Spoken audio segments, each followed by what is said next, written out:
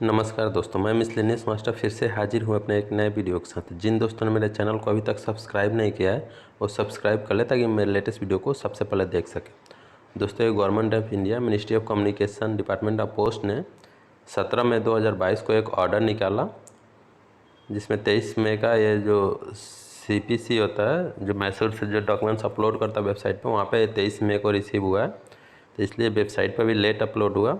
ये सारे सर्कल के जो CPM जी हैं उन सबको भेजा जा रहा है। इसके अलावा जो रंगपा का डायरेक्टर है या ऑल PTC डायरेक्टर हैं उन सबको भी भेजा जा रहा है। इसका पहले एक बार देख लेते हैं क्या लेटर में बोला जा रहा है।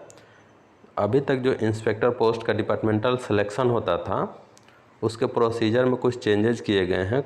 सिलेक्शन का प्रोसीजर जो अभी तक होता था उसमें चेंजेस किए गए हैं। क्या चेंजेस हुए हैं वो मैं आपको बता दे रहा हूँ।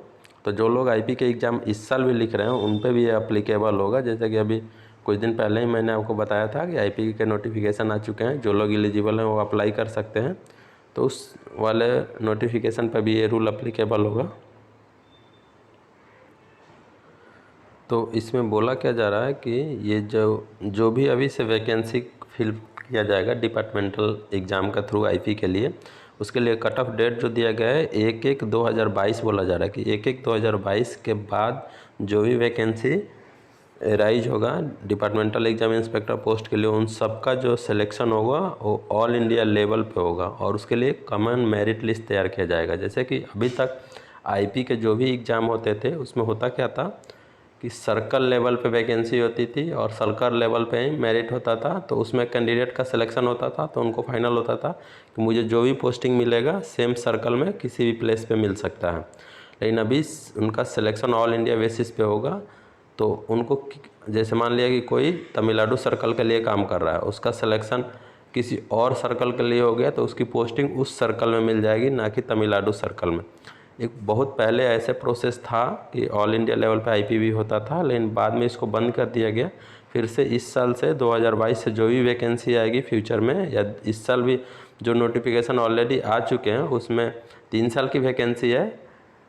19-20 की जो वैकेंसी 18-19-20 वाली जो वैकेंसी है वो तो पहले जैसे नोट होता था सर्कल लेवल पर वैसे फिल किया जाएगा, लेकिन 22 वाली जो वैकेंसी होगी उसको ऑल इंडिया लेवल पर फिल किया जाएगा और उसका मेरिट भी ऑल इंडिया लेवल पर बनाया जाएगा। तो आपका अगर 2022 के लिए जिनका सिलेक्शन होगा तो उनका ऑल इंडिया मेरिट होगा, तो कहीं भी उनकी पोस्टिंग मिल सकती है जहाँ के लिए वो सेलेक्ट होंगे। इससे कुछ सर्कल को फ़ायदा होगा, जैसा कि मैंने पिछले अपने वीडियो में बताया था जब इस IP का नोटिफिकेशन आया था कि बहुत सारे सर्कल है जहाँ पे कोई वैकेंसी ही नहीं होती, 0 वैकेंसी होती है। तो उस स्टेट के कैंडिडेट, उस सर्कल के कैंडिडेट अप्लाई ही नहीं कर सकते। हर एक साल उनका वही होता है कि 0 वैकेंसी है, तो वहाँ के लोग तैयारी करने के बाद, एलिजिबल होने के बाद भी अप्लाई नहीं कर सकते थे। लेकिन अभी सारे सर्कल के लोग एलिजिबल होंगे, क्योंकि वो किसी भी सर्कल की जो वैकेंसी है उसके अगेंस्ट वो एग्ज़ाम लिख सकते हैं ऑल इंडिया बेसिस पे, जब इसका मेरिट तैयार होगा। तो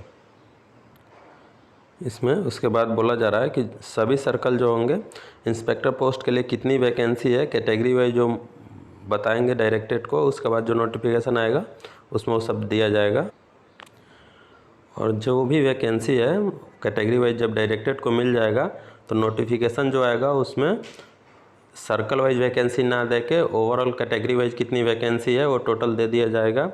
और जो भी एलिजिबल कैंडिडेट होंगे वो उसके बेसिस पे अप्लाई करेंगे। जो रिक्रूटमेंट रूल्स है उसके अकॉर्डिंग जो एलिजिबल हैं वो अप्लाई करेंगे।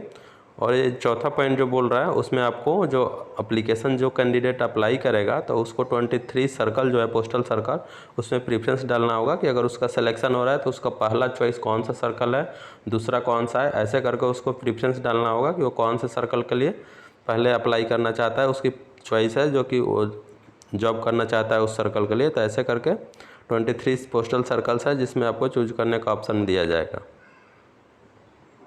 उसके बाद पोस्टल डायरेक्टर जो होगा एक कॉमन मेरिट लिस्ट तैयार करेगा, जो भी सिलेक्टेड कैंडिडेट होंगे ऑफिशियल्स होंगे उनका, और वो लिस्ट पब्लिश किया जाएगा।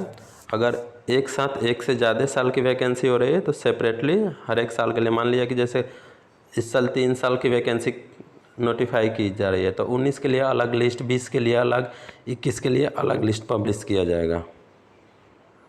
तो मेन जो चेंजेस थे यही थे कि अब जो भी इंस्पेक्टर के एग्ज़ाम होंगे उसमें भी सिलेक्शन ऑल इंडिया लेवल पे होगा तो जो लोग अभी तक एग्ज़ाम के तैयारी नहीं कर पा रहे थे क्योंकि उनके सर्कल में कोई भी वैकेंसी नहीं थी, वो भी अब एग्ज़ाम लिख पाएंगे, क्योंकि जो भी वैकेंसी होगी वो पूरे ऑल ओवर इंडिया पे होगी और मेरिट भी जो होगा ऑल इंडिया पे होगा।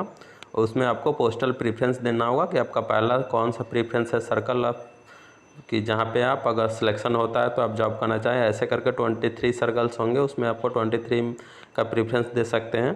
तो ये पूरा ऑर्डर था और इसमें जो भी कुछ अपडेट आएगा अगर तो आपको बताया जाएगा। जो लोग चैनल पे नए हैं और अभी तक सब्सक्राइब नहीं किए वो सब्सक्राइब ज़रूर कर लें ताकि उनको सारे इन्फॉर्मेशन मिलते रहें। तो आज के इस वीडियो में बस इतना ही दोस्तों, मिलते हैं अपने अगले वीडियो में। धन्यवाद दोस्तों।